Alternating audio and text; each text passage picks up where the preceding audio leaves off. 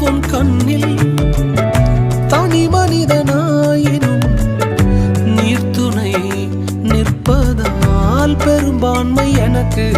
அட ஊர் என்ன சொன்னாலும் பாரதர் நின்னாலும் பிள்ளையெல்லாம் நான் உமக்கு.